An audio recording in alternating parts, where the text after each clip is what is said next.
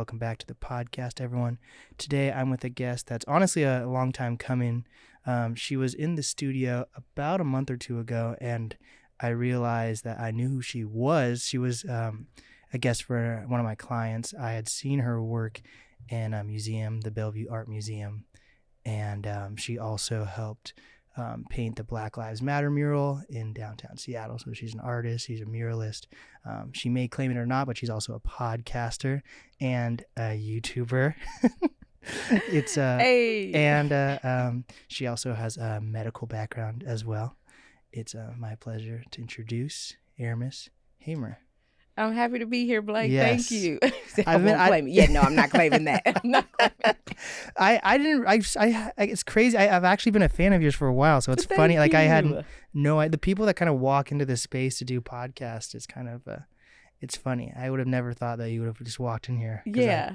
I think that was 2020 or 2021 when you were in the Bellevue Art Museum exhibit. Yeah, that was 2021. Was it? You know what's the last 3 years are a blur. I think we can all relate to the fact that, For sure. But I was honored to be a part of that. So that was a show with Tarika Waters at the Bellevue Art Museum, the Yellow No. 5 exhibit. And I literally just left another museum where all of us, the same artists who were in that show, were doing another show. And so I'm on cloud 9 today, so I'm happy to be talking with you. Heck yeah. Yeah. That's because I feel like people stereotype the East Side for being very white, right? Mm-hmm. It's not even it's almost, you can't even call the East Side gentrified because it's just that's where white. It's just white, right? So I mean, and the truth, it is. Yeah. It is. So it was different that we had the show there. Mm-hmm. It was a pretty historic moment, and there were some incidents that took place, and actually that museum director stepped down. Oh, wow. From some incidences that took place, and we signed a petition, and we experienced some difficulty there, but for the most part I feel like the entire team at the Bellevue Art Museum was great. It was just one bad person, and unfortunately one bad apple can spoil the bunch. That's wild. Yeah. So you moved to Seattle in 2013 from Chicago. Yeah. And it wasn't for medical reasons or for your career, or was it? Yeah, it kind of was. And so I came out here to go to school at Bastyr University. So the goal was to become a naturopathic doctor and still pursue medicine, but just from a holistic lens. And then, I fell in love with the art scene, and I met so many artists, and I was like, oh wow, you can be an artist. Yeah.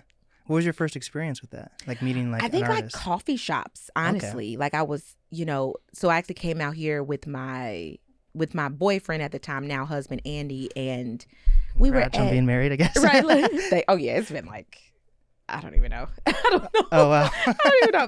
I think maybe we've been married 7 years. Oh, wow. Yeah, 7 years. Amazing.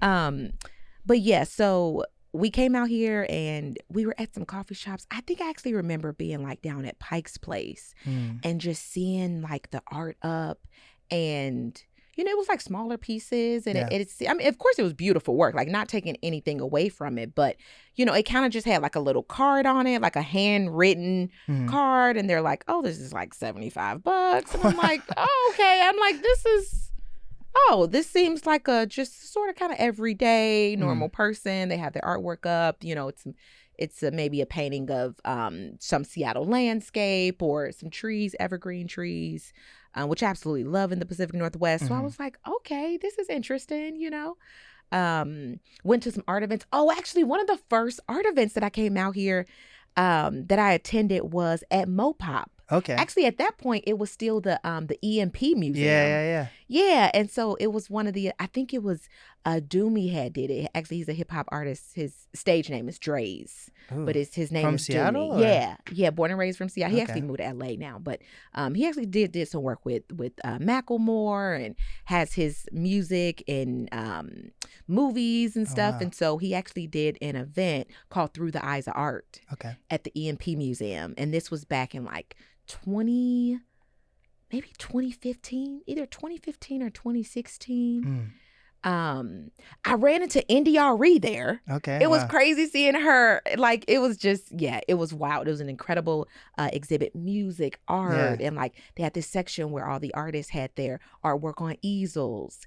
And that's when I first met like a lot of local Seattle artists. I Wow. met Delton Sun, Hiawatha Davis, Siobhan Hayes. Yeah, it was just dope. Wow. It was dope. That's awesome. And like, have you always been an artistic person, or wasn't it until you moved to Seattle that you realized? Well, I've always art? been, yeah. Okay. I've pretty much always been artistic. Ever since I was a kid, ever since I could pick up a pencil, paintbrush. But it really started in high school. Was when I was.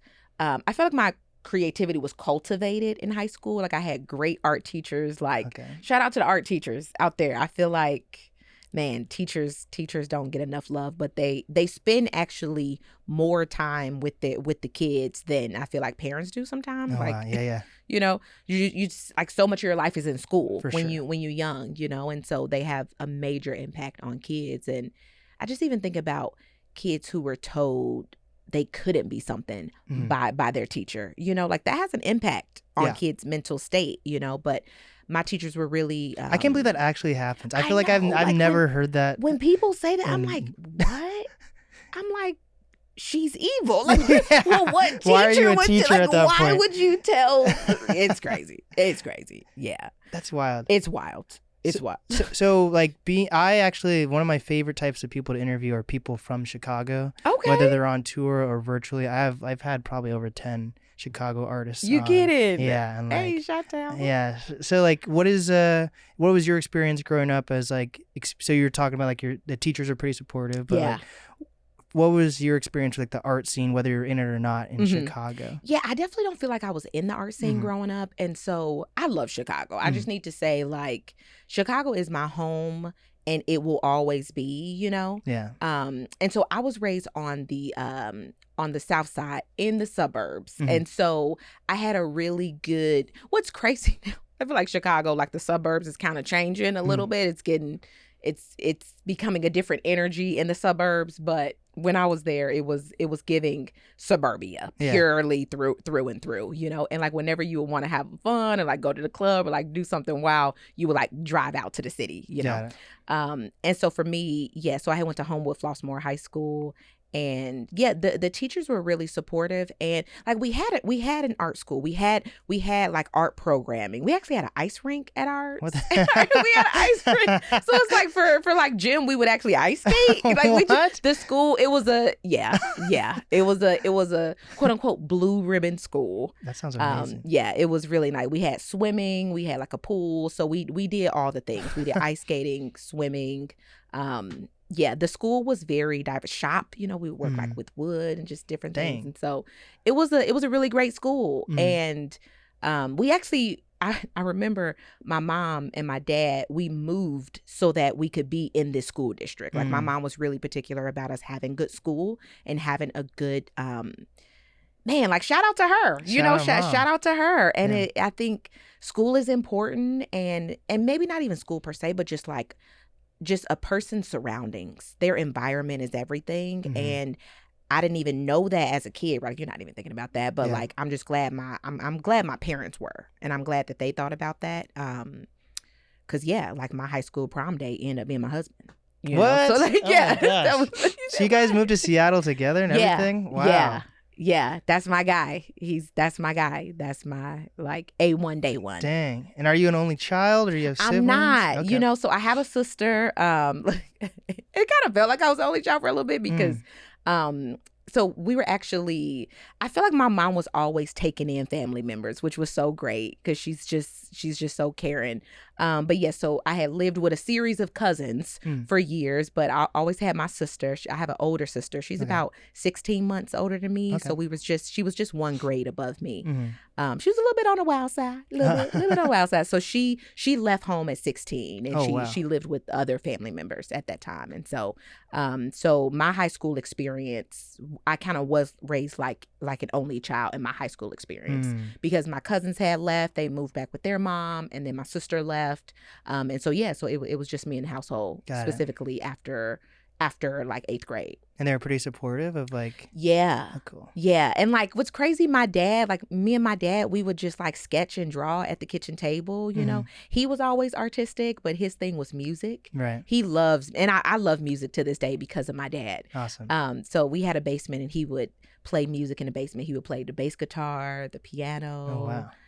The drum. He even had like a drum set down there. One-man band down there. He had a whole band. He really did. And like his friends would come over and they would play, and I would come down there and sing for him. You know, we have like it's like a whole little karaoke night. Yeah, I always I think about that a lot. Like you were saying, like if you're exposed to a lot of things when you're a kid, that like helps you feel like you can do anything or conquer 100%. The world a little bit. 100%. Yeah, like even like I bring up every once in a while, like if I knew about podcasting at a younger age, or even like radio at a younger age. I didn't realize I could have done radio stuff at a younger age. I didn't start until I was a senior in high school.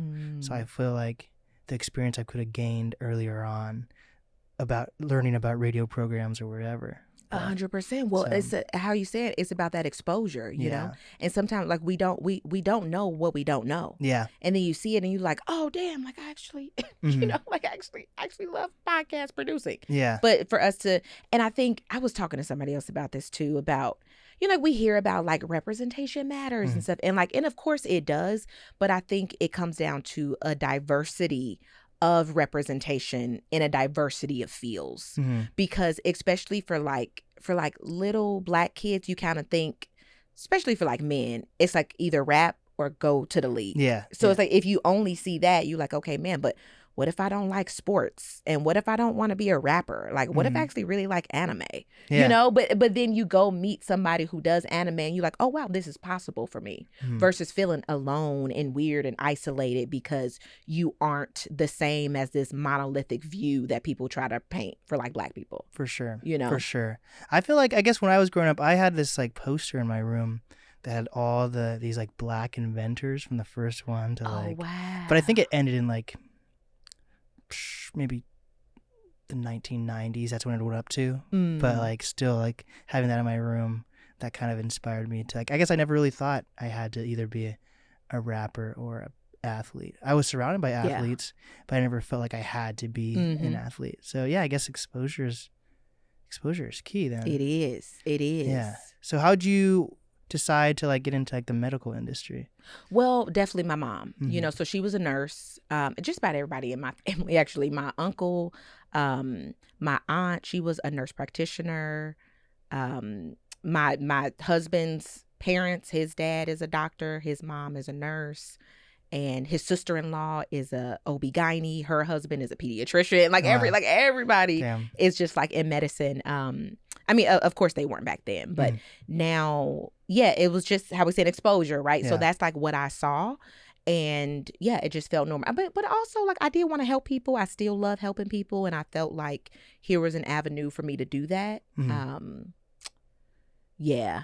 And how did it switch? So after going to school, you still decided to be more, but you said you went to school to be holistic as well? So there's school, there's like you have like two different brains kind of working there? Yeah. So I've definitely, and maybe that's Gemini, right? Two sides. Okay. I feel like I'm always using the right and the left side of my brain where I love medicine, I love science, I love numbers, but I also love creativity and music and writing, you know, and movies too, you know, so it's just like, I definitely like exploring those both sides, but it's like even when I was working as a nurse and in school to become a holistic naturopathic doctor, when I was doing these different things, I was still just coming home and painting. Right. It was I kind of had this like little secret life going on, you know. That was just my therapy. I was creating in my living room, vibing out, and yeah, that's just what I was doing. So, but what was the holistic, or what do you say it was called again? Yeah, it was. So it's like MD, which stands for medical doctor, right? But then there is ND, which stands for naturopathic doctor. Gotcha. So that's what I was doing at Bastyr University. But then in Chicago, you're doing MD stuff, or was it no? Always, so there, I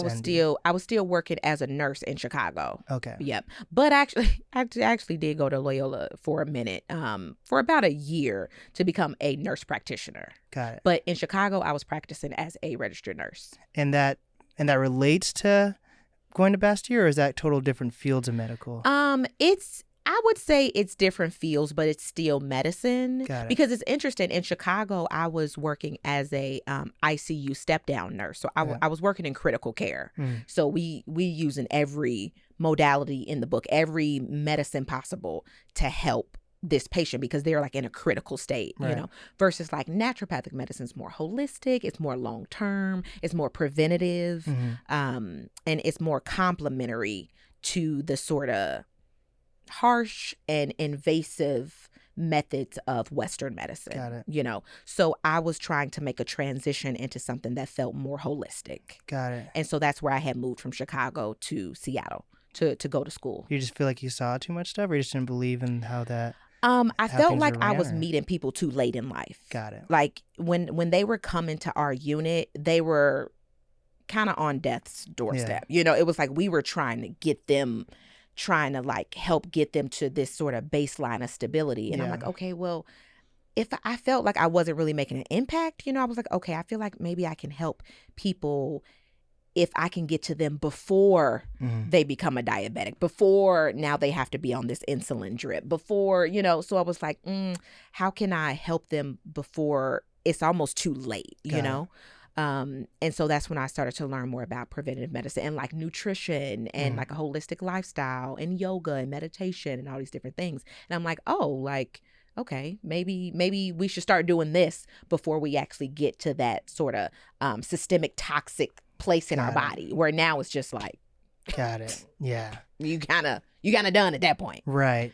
So then you came to Seattle to just study it, or did you want to make a full career out of that? And did art intercept somehow, or how did that? It's so funny.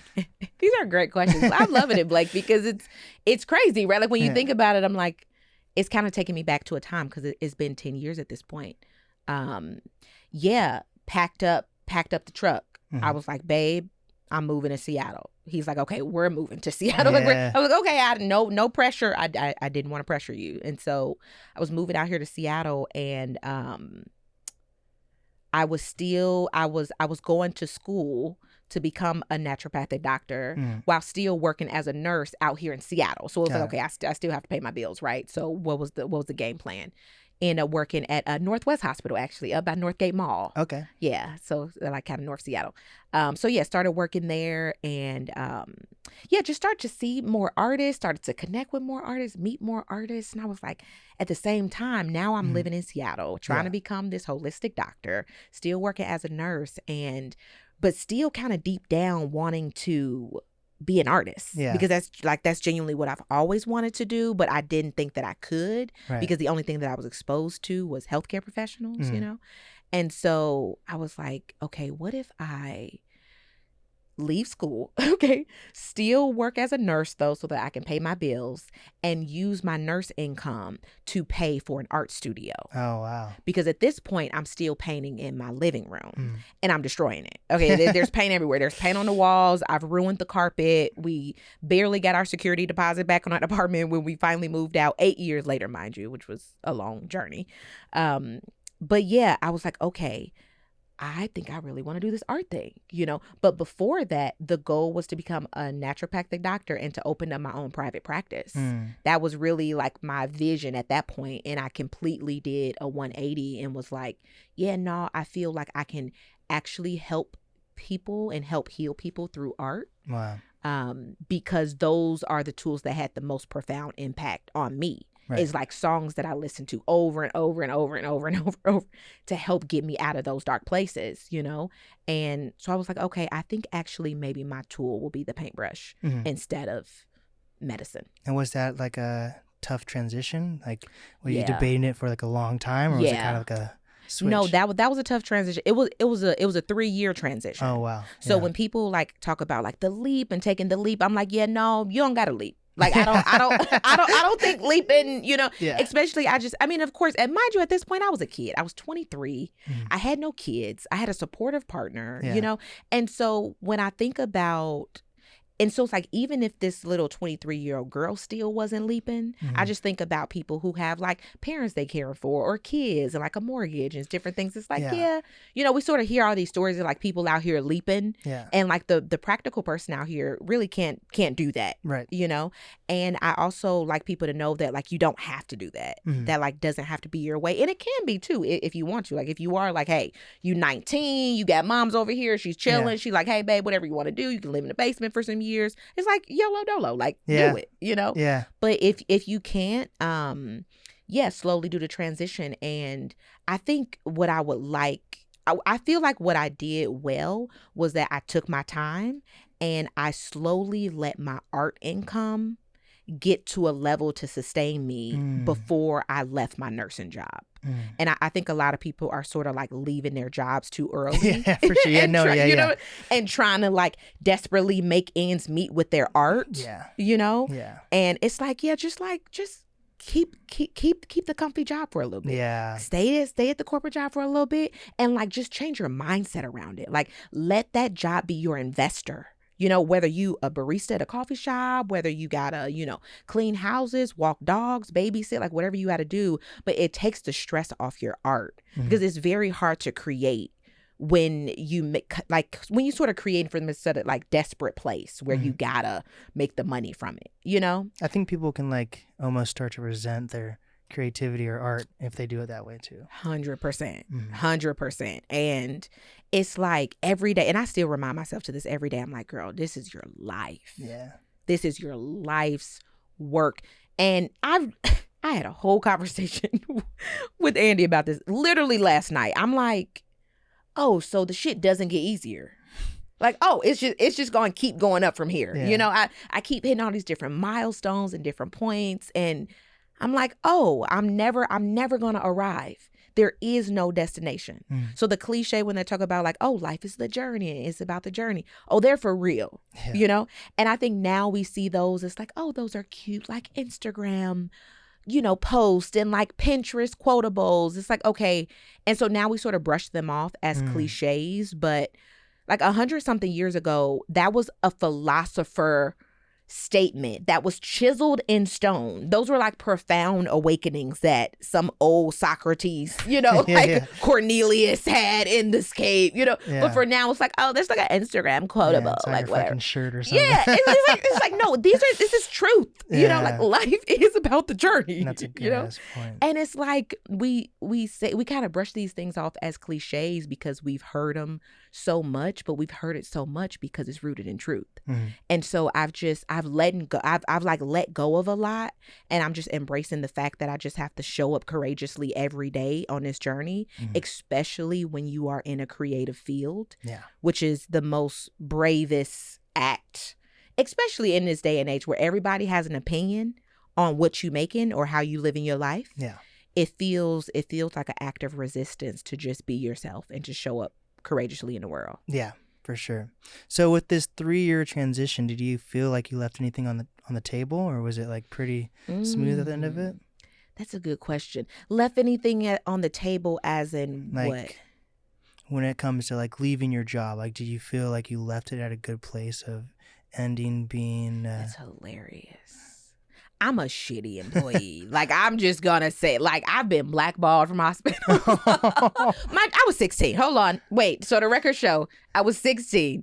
And yeah, when I don't like something, I just don't show up no more. Yeah. Like, it's just like, yeah, nah, I'm out. But I was a kid, like when I had did that. But similar for this past job, just like the last job I had was just like, yeah, nah, like I'm kind of done. Yeah. I'm kind of done. Yeah. Now the thing is, I was intentional when I left my job around like, I'm not going back to nursing. So I don't need to sort of like button this up. When I left my Chicago nursing job, I did it right. I did a 2-week notice. I did a letter of resignation because I knew that I needed a reference for my next job in Seattle to become a nurse. So I was like, okay, no, like we gotta keep this clean, But that 3-year transition, yeah, I just like stopped showing up. Deuces. But mind you, I was a per diem employee, which is a contract employee.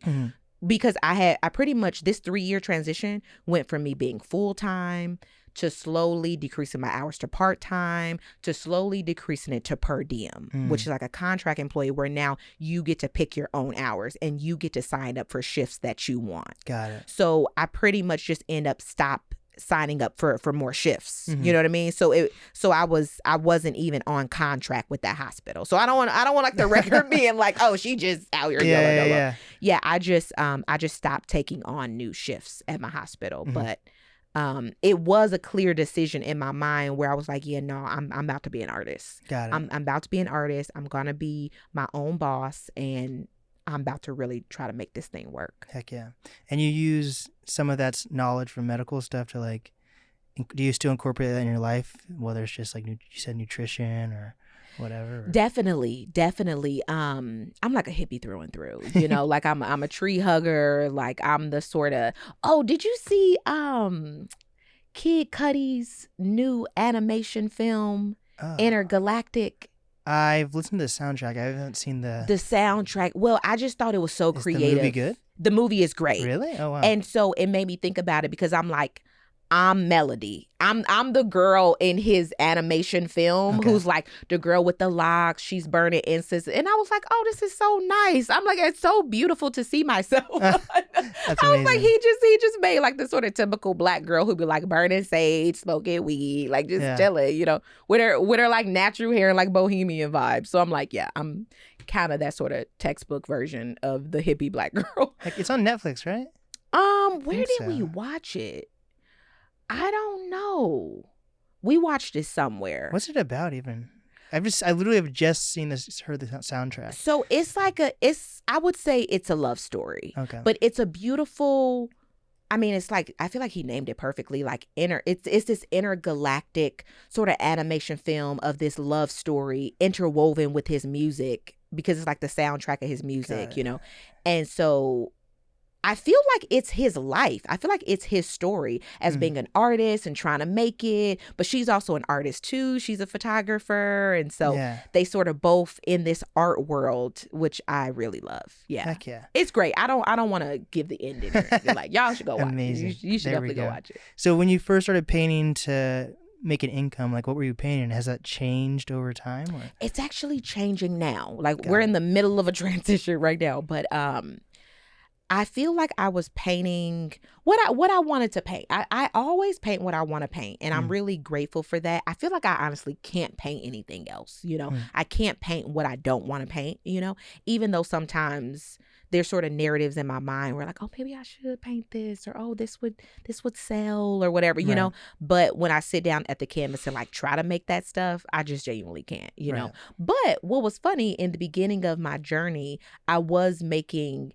I would say, beautiful commercial art that's sort of accessible to a lot of people. It's like, oh, this is a pretty face, you know, or here's a, you know, woman, she's a unicorn and she has sunglasses on, just something very nice, sort of wall art that you would see at an art festival or art pop-up, because that's actually where I was selling my work. Cool. I was selling it at pop-ups. But yeah, now it's sort of transitioning to giant, large-scale dreamscapes of ideas that interweave like mythology and folklore and fairy tales and sort of like cosmic realms.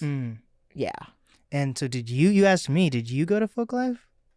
Oh, I did. Yeah. Yeah. Well, not this past year, actually, but I used to vend at Folklife. So I actually vended at Folklife for about 5 years. Wow. I was a vendor. I had my little 10x10 canopy and was selling my wares and selling my prints for $20 and my little clutch bags and stuff. And so, yeah, that's where I started. And is that like the typical like artist painter journey of like doing pop-ups? I would say yes, for a self-taught artist. And so I am self-taught. I haven't gone to art school.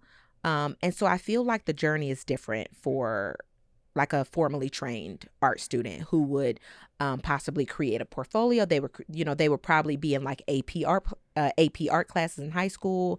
They would prepare their art portfolio for university. They would get accepted into the university, and then you know, they would cultivate their skills and everything. And then as they're leaving university, they are creating a portfolio to be exhibited for a gallery or like an art dealer or a museum or somebody to represent them as an artist, you know?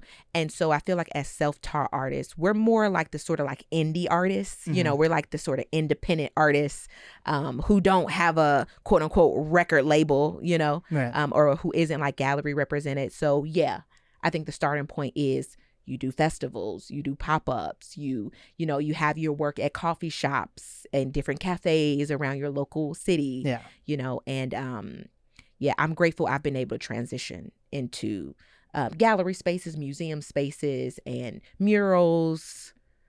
Is that a mindset though? Do you think everyone wants to transition, or do you think some people are happy with just like doing? I think everybody's different. Like however they want to do it, because there is a little bit of like. I think it's so funny. Like every industry has their isms, right? Like, you know, as like in the movie and as like actors, right? So the sort of like movie actors might look down or kind of put their nose up at like TV show actors, you know, and like maybe record label artists might turn their nose up at indie artists who's just showing at a local whatever. And I don't want to say like turn their nose up, because maybe that's not the best thing, but there's just like you move different in different industries, and some people just like don't want to play the game, right? Because like when you do go to certain spaces, like I'm even just being real with myself, like you kind of got to play the game a little bit, for sure, in certain places. And I think there's this sort of, you know, we sort of like judge people like, oh, you over here, you know, faking the funk or like kissing ass or whatever. It's like, I'm actually reading this book. It's a really good book by Robert Greene. Okay. He wrote what's the one? I think like the 48 Laws of Power or something. You heard of that one? Yeah. It's like, one of the like national bestsellers book. He's so incredible. But I haven't read that one. When did that book come out? I feel like that's such an old. Oh, it's an oldie. But does this guy still alive? Yeah, he's still alive. And he just wrote a new book? Yeah, he wrote a new book. I thought 48 Laws of Power came out like 100 years. I have no idea. No. Oh, I think that, okay, that one you might be thinking is Art of War. Maybe. I haven't read any of those books either way. Yeah, but I haven't read the 48 Laws of Power. But he did the law of, okay, so the recent one he did is the law. It's actually not, I don't know when he wrote this one, but it's the law of human nature. Okay. It's really good. And it's showing just like, you know, just human nature. We all like do like different things. And so he talks about mask, and it's like Black people were constantly, I feel like any people of color, like we constantly have to like code switch, or we constantly just wearing different masks in different places. And even if you're not a person of color, like you sort of just act differently in different places, you know? And there's almost this sort of like judgment or demonizing of that, like, oh, you over here being fake or whatever. It's like, no, especially as like Black people, it was a survival mechanism for us, you know, like there's just certain things that you aren't going to say at the kitchen table than you would in your corporate space, you know? And so as I'm moving in these different spaces, I'm just being real with like, there's another old saying. I just love reading, but there's another old saying by somebody who said, if speech is silver, silence is gold. So sometimes it's like, you don't gotta say everything that's on your mind, you know? And as you know, just like folks, we always about like keeping it real. I'm the queen of keeping it real. You know, I love keeping it real. As real as I keep it, it's only a fraction of the thoughts that's going on in my mind. And sometimes it's about just like reading the room, knowing where you at, and knowing what to say and what not to say, and being clear on like where you want to be, and based on where you want to be, how you need to be in order to be in those spaces. And some people don't want to do that, you know, and some people are comfortable being where they are.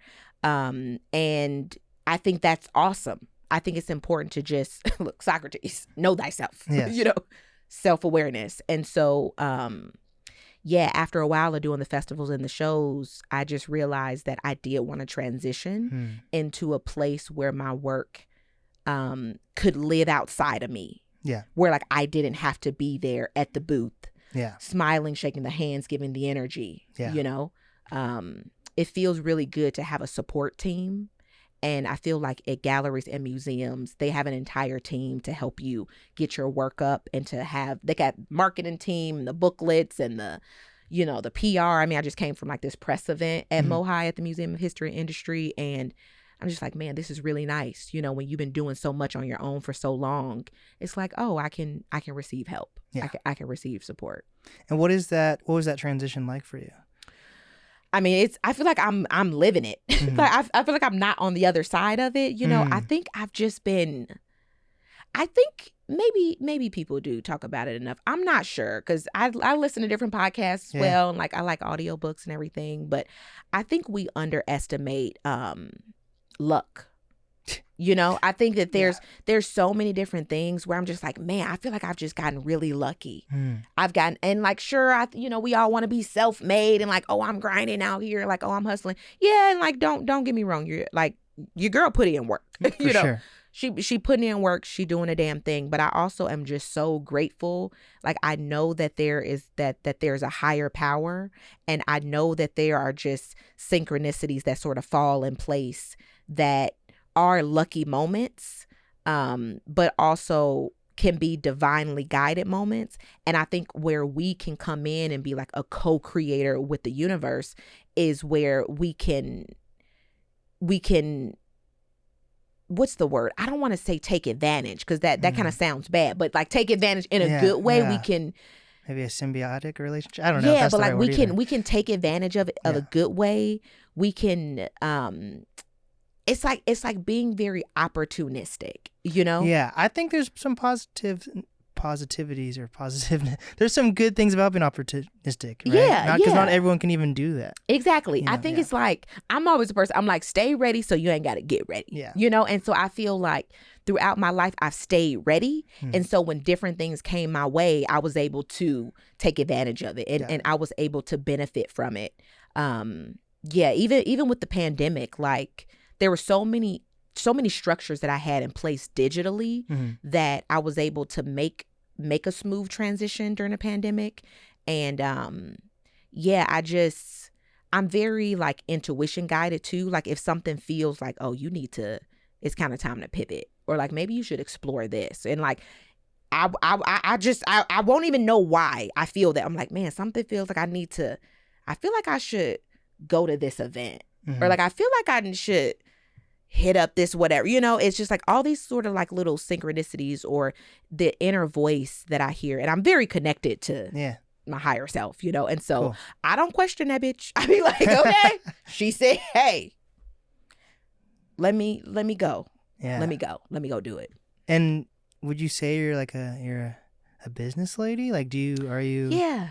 Okay, because I feel like there's a lot of creatives who just want nothing to do with business stuff, and sometimes though that could be a detriment. Yeah, I love business. Okay, I think it's so creative. I think that one, I feel like I've always been a businesswoman. Okay, like I was selling my drawings in middle school. Okay, cool. I would like sketch people's name in bubble letters. And it was so funny, actually, because, like, you know, Facebook, like, you still connected to your, you know, elementary school friends, high school friends on Facebook. And so as I've just been, you know, getting more exposure for my work and a lot more media and stuff, some of my Facebook friends from high school have been reaching out, and they're like, oh, I still have, like, the little bubble letters you drew me. And I'm like, oh, my God, are you kidding? Like, that's amazing. Yeah, they're like, oh, like, maybe they think they're going to, like, auction it off or something. Like, hey, I'm honored you feel that way about my, like, middle school drawing, you know? But people still have some of those works. And so I would sell those for $0.25 just so I could buy a bag of Flamin' Hots. But I think now it's like 33 cents or something. Like, I don't even think the chips are $0.25 no more. But I was always selling stuff. I was the Girl Scout cookie seller. You know, I was in Girl Scouts. I was selling Cutco knives in my high school. I was like a top seller too. Okay. Wow. Like, I love selling. I love business, and I love marketing, because I think it takes courage. I think it's like that boss move, you know, like anybody can just be out here doing whatever, but to like put yourself out there, it's definitely vulnerable, for sure, because you have to be okay with accepting rejection. But I also think now in order to be a good business person, you have to be creative. You have to be like, okay, how am I about to use social media, email marketing, podcasts? How am I about to be on YouTube, TikTok? Like, what sort of modalities can I use? Yeah. And how can I be innovative and creative using these different tools so that my voice can be heard? Right. Interesting. Like, because I'm on the younger side, so when I started being in media, I knew I kind of had to do all that stuff. But I have a lot of friends that are like in their mid-30s, some reaching 40s, that still want to pursue art or music or whatever, and they aren't where they want to be. And and they are just like, why would I get involved with TikTok or make a YouTube channel or anything like that? Yeah. So what would you say? You just kind of, guess you have to have courage a little bit, but also is it a laziness, or what is I don't know if laziness is the right word. Yeah, but I'm like, I don't think so. Because I'm just like born knowing that's what I have to kind of do. So I guess it's just a different era of like maybe more luck on that side. Maybe, yeah. I think anything you feel like you have to do, you're not gonna enjoy it. Right. And so I think it's important just to cultivate the energy around it. And so I kind of tell myself it's fun, like I have to tell myself it's fun. Well, and it kind of is too, like, so it's like, because I feel like everything is energy, and people can tell when you sort of showing up from this high vibe excitement place of you like genuinely having fun versus you feeling like, man, like I kind of got to do this in order to like blow up, you know? And I'm also and how I said in the beginning, I realized that it genuinely is the journey. Yeah. It's like we almost think like, okay, let me just hurry up so that I can go viral on this thing real quick. And then I'm good. I won't have to do it. Then like, man, I'm done. Finally, like I made it. It's like, no, there's actually never a making it. I study history a lot too. And like, I like documentaries, like autobiographies, and like I can just go down a whole binge of watching artist stories. I actually recently just rewatched Beyonce's Life is But a Dream. She had did this documentary on HBO 10 years ago. Oh, wow. It's actually on YouTube. You can watch it. I think it was maybe it was 11 years ago actually. So she did this documentary, and I'm like, sis was grinding. She was grinding 11 years ago, and she's still grinding now. And you would think like, man, like be like, damn, you the ultimate made it. Beyonce is the ultimate made it. But she's still like up in the game every single moment, and you can tell that she genuinely loves what she does and that she's genuinely an artist, And so when it comes down to these different tools, I just change my brain around it. It's like the same way that I can pick up the paintbrush to like create something. How can I pick up this like Adobe Premiere software and create something and like cut this up and chop this up and like use this tool to create what I want to create, And I think that's what's exciting about seeing this sort of like digital revolution. There's just no middleman no more. Right. There's no middleman. Nobody's stopping us. Like the tools are here. Yeah. So it's about like using the tools, and it's also about like getting over what people think too. That's the biggest thing. That's the Blake. Blake. For sure. So as like a muralist and painter, there's definitely like different tiers, and I feel like I watch a lot of art documentaries and talked with a lot of artists, and like some people, even if they want to be successful, they don't want to be seen as like a commercial painter, because like there's like because it's almost like you can look at Drake as like a commercial success in music, but like I almost feel like there's a tier past that in commercial success for like a painter, and that's when like all your stuff is like in like H&M on shirts, or if you're like some people that are artists really hate like Jeff Koons. So like where do you fall of where you if you had all the resources and like you can be where you wanted to be in the art realm, where would you fall? I feel like I just need to say on like all of that, I feel like make your coin however you want to make your coin. Like I think a lot of that stuff keep artists stuck in their own mind because I mean I was the same way. That I feel like just we be on that hipster shit though. Like, you know, like the minute, I mean, because even some people, first of all, I love Kendrick. I loved Kendrick before people even knew who Kendrick was, you know, but people can kind of get in this thing like, man, I don't like fuck with Kendrick no more because he kind of getting big or whatever. And it's just like, get over that. If you love an artist, love an artist. Like it doesn't matter how commercially successful somebody is. And if you genuinely love that artist, you genuinely gonna be happy that now they are having a commercial success where now they able to like pay their bills. Yeah. You know what I mean? And some. So I'm just like, I used to be in that same mindset where I'm like, man, I don't want it. Should I not put my work on a t-shirt because now I'm a da-da-da-da-da-da-da. Right. And now there's just so many ways for artists to make money. And I think the only thing that's stopping artists is artists being like, oh, well, no, I can't do that. Like, I don't want my stuff in like H&M. But if you having your shirt in H&M is sending your kids to school and where you can have a savings and like health insurance, like have at it, boo. Yeah. Like, fuck my opinion, you know? And I think that's what I'm saying. Like, people get caught up in the whole mindset, like, oh, like Jeff Koons. Now, I'm not the biggest fan of like Jeff Koons, but like, whatever though. Like, that's his life. Like, I'm at the, you know what I mean? Like, I'm a let bruh live his life. I really am, you know? And so, yeah, I think it just like gets to this whole, it just gets like, I definitely think there is a degree of things and there are certain places where I don't want to be just because I just don't want to be there, but not because I feel like, oh, I'm better or like, oh, I'm a real artist if I like keep it with the streets, you know. It's just like, I'm trying to have like generational wealth for my kids for sure, you know, and I'm really trying to build something that can transmit through time and space, you know. And in order to be able to do that, you have to work with the energies that is of this physical realm.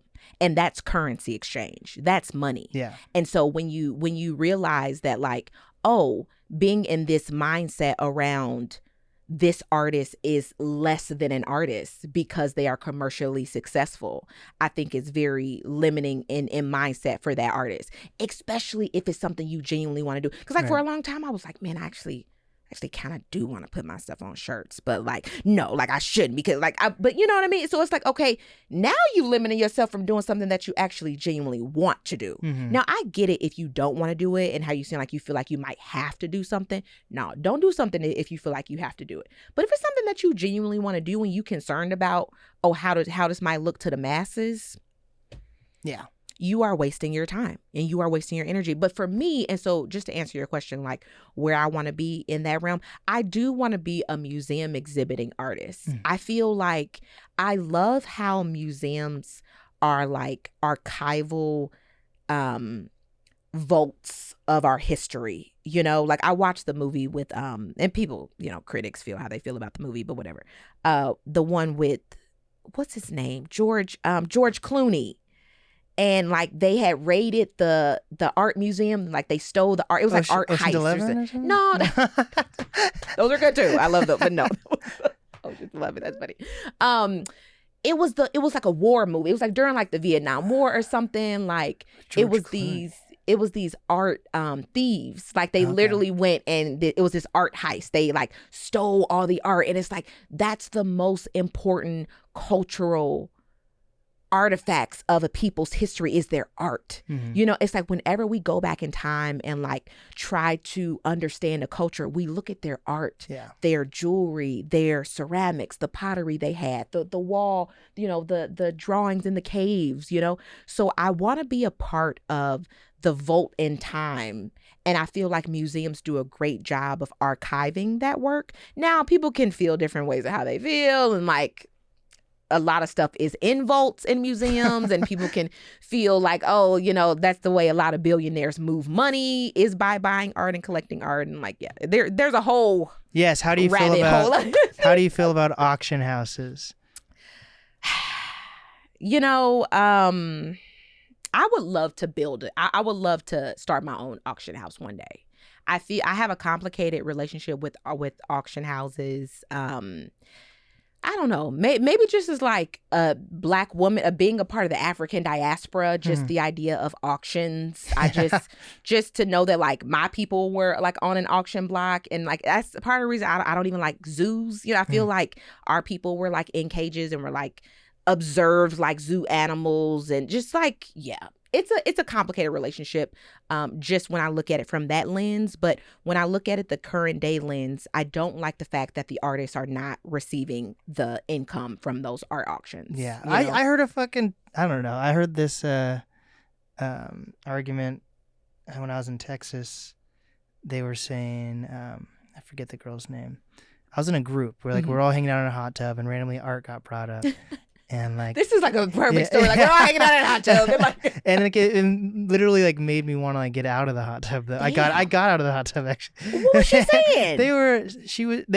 She and all the other people were like agree that like artists, and I want to hear your perspective too. And I'm not the best at retelling stories, but she was basically saying that like auction houses are fine because at the end of the day, artists don't care if they get paid because they just do it for the love of creating art. Oh, wow.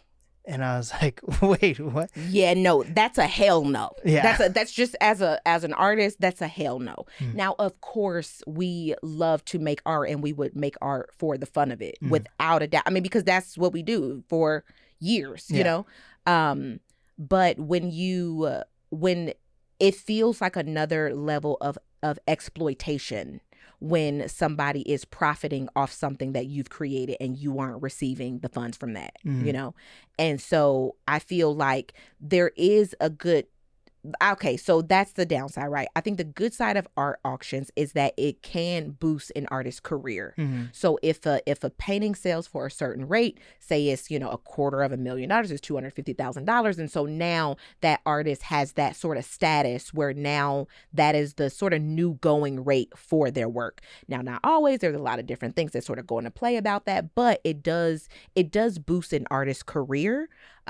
A living artist as well as a deceased artist when their work goes for a certain amount, you know, for sure. But unfortunately, a lot of those artists do not receive any income at all from those auctions. But now this is what makes me excited about like crypto and like NFTs, you know, so you can actually put in a smart contract where I'm going to get a certain percentage of this sale until the end of time whenever this piece is like resold, you know. I think we still far from. Maybe we not for. I don't know. I don't know either. I don't know. It's complicated with especially since crypto's down and everything. But I feel like just the concept of an NFT, like I get it, you know. And like when I think about history and like my mom and my grandma, they were afraid of the debit card. They were like, I'm not about to I'm not putting my money in no. You know what I mean? So it's like when you sit down and talk to your grandparents, you'd be like, oh, wow. Like, what? Like, y'all were, like, weirded out by digital money. You were, like, weirded out by this plastic little card, you know?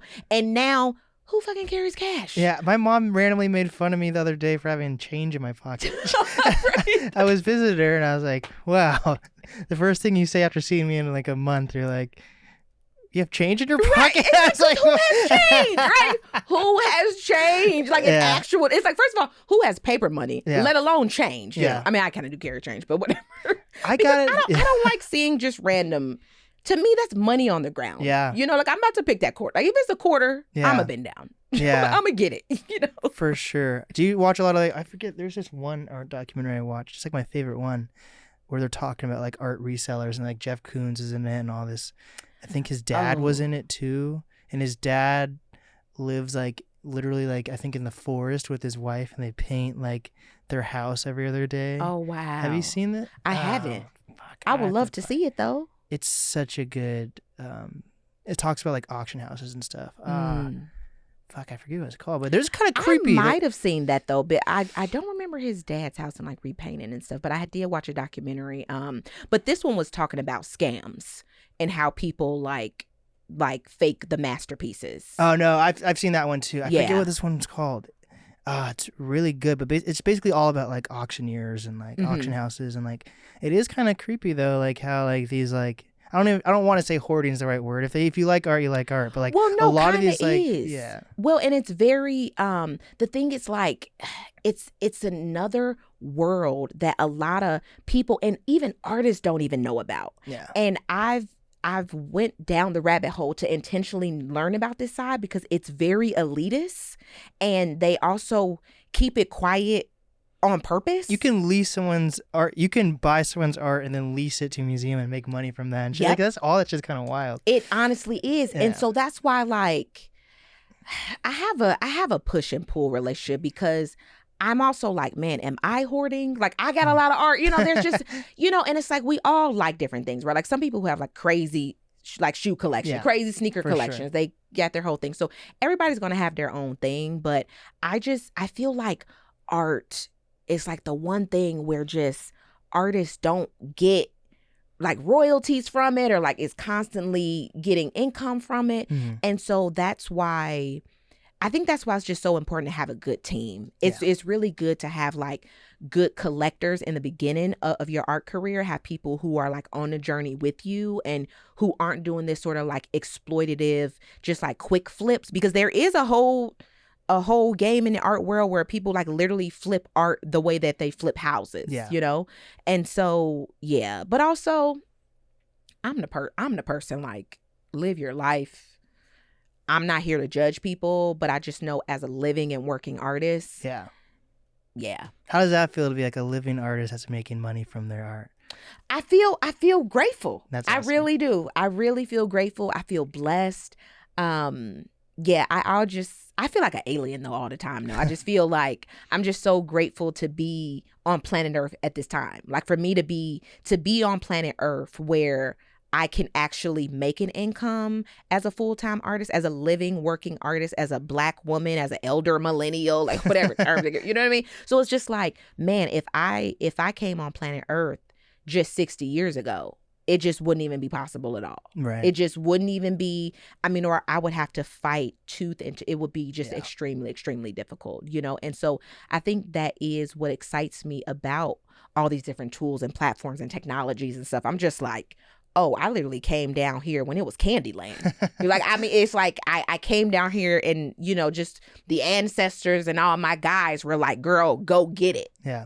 And so there's just nothing stopping us now. Mm-hmm. But I think what's crazy now, actually the most powerful thing is stopping us, which is our mind.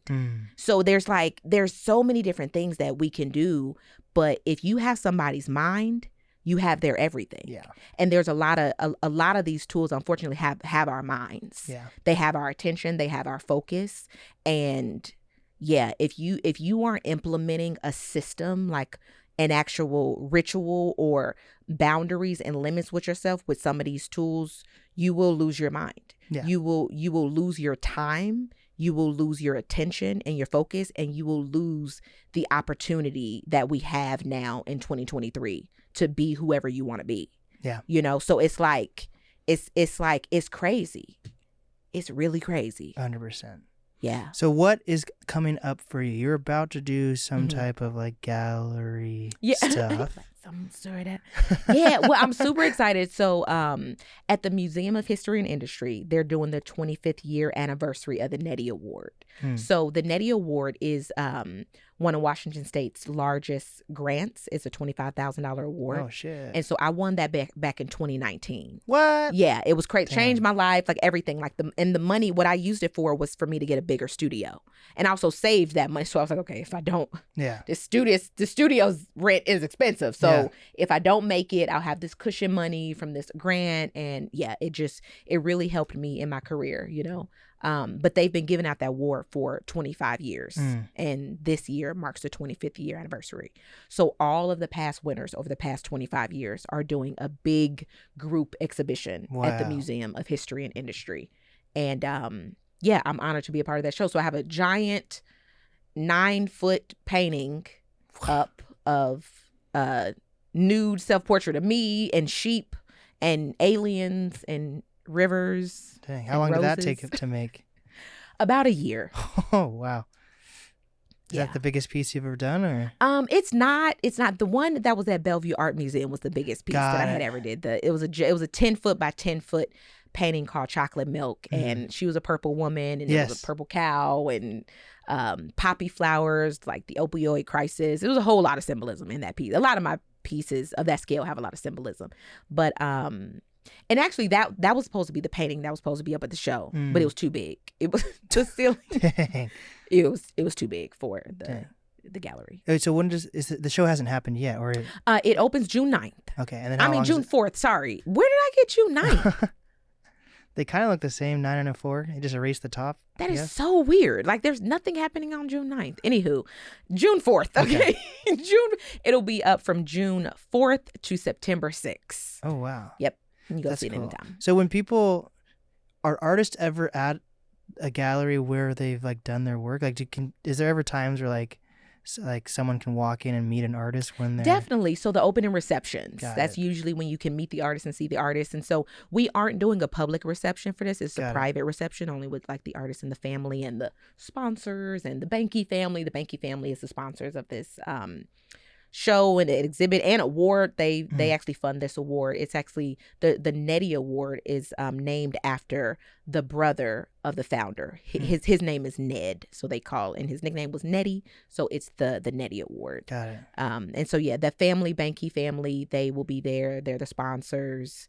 Yeah, incredible. They're an incredible family, and that's why I'm just like, man, I just want to be like a philanthropist. Yeah. I just want to be. That's why when I think about commercial success, I don't strive away from it, because I know that when I earn, everybody around me earns, and then I'm able to pour into them, you know? And so the way his family was able to change my life, I just want to help change other artists' lives, you know? Awesome. And it's crazy. It's crazy when we have resources to be able to do that. And I also just want us to stop romanticizing our struggle and stop like making it great for us to be starving artists, or you know, or like poor, or these sort of like, oh, I'm an indie artist and like I don't fuck with that, you know, industry shit, or like just whatever. Like, yeah, live your life, do it however you want to do it, but I also want you to be well. Yeah. And like being well, and just when I think about healthcare and just the people who I saw were not well, they couldn't prioritize their body because they didn't have the resources, because they were a single mom, they had kids, they had 3 jobs trying to make ends meet. And so when you trying to make ends meet, you don't have time to create. You don't have time to be well and be healthy. And you surely don't have time or the resources to give. Right. You know, and I think it's a priority for us to be as abundant as possible so that we can give as much from our overflow, you know? And there's so many of us trying to give from an empty cup, and then you just end up completely depleted. For sure. So yeah, shout out to sponsors. Shout out to people who out here like bankrolling artists. And I want to be like a Black woman artist who's bankrolling other Black women artists. Hell yeah. So I have to get as successful as possible to make that happen. What is your advice for like artists that want to figure out how to get these scholarships or sponsors? How do they even begin to look for or grants or any of that? So the first place I would start is Cafe Artists. It's called callforentry.org. And so you can it's an entire directory of international, national, local, and regional art calls for artists. So it's like grants on there, awards, residencies, fellowships, just pretty much endless money for artists and endless opportunities. So now the thing is, of course, it's competitive. You got to apply for it. You got to write a proposal, letter of interest. You got to like do the whole thing. But yeah, I mean, that's the game. Yeah. That's the work, you know? Yeah, I just like, it's just crazy to me. Like Google is crazy. Like, I mean, and it's like, I'm not even old. First, like for the record, I'm 33. Like I'm not even old, you know, but I kind of just came up in a day and age where it's not even day. Like, geez, like the point I'm trying to make is that I'm not old and I'm sounding like I'm old. But the other part is that it's like back in my day. Well, no, but then that's the other part that makes me feel like I'm an alien too, because even though like I'm not old, I just still feel like all this stuff is so miraculous to me. I'm like, maybe I was here at a different time, you know? And like now I'm like coming back, and maybe I was here like the 1700s or something, and now I came back in like the 2000s. I mean, I came back 89, right? But then I came back and it was just like, oh shit, like y'all got like, what the fuck? You know, like you just came back and it was like a time warp, and now all of this stuff looks miraculous to you, you know, and I'm just like fascinated by technology. Yeah, I just feel like I'm an analog girl in a digital look. Shout out to Badu, right? I'm an analog girl in a digital world. Yes. But I'm just like amazed by technology, because just like, and as somebody who's like spiritual as well, it's like, oh wow, like y'all have y'all have like materialized and like capstoned energy. You know, it's like these are like sound waves that we're speaking through. And it's like this sound wave is hitting somebody's ear right now in a completely different region. Yeah. It's just like it's ultimate like alchemy. Yeah. You know? Wow, you're the second guest this. Yeah, because I had guests yesterday that said alchemy as well. I just love alchemy. Is the word of the week, I guess. It's like, hey, there well, we it's go. just, I mean, like, I think that's alchemy is such a beautiful word because you can like transmute things. Like to alchemize something means to take it into one thing, transmute it and transform it so that it can like metamorphose into something completely new and completely different.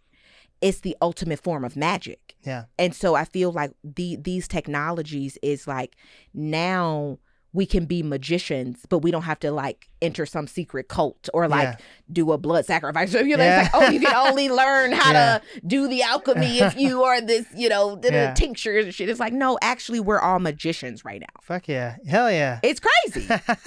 I get that. Yeah. So with that, what is some final advice? You've dropped a lot of gems for sure. And this has been amazing. Thanks. Like, this has been fun. Like, but what is some final advice you have for up and coming artists, creators, influencers? That's a good one. Yeah. I mean, I love a good cliche, but it's real. It's just like, keep going. Mm-hmm. Like, keep going. Like, cultivate your mind every day. I was just talking to the artists about this too at the museum.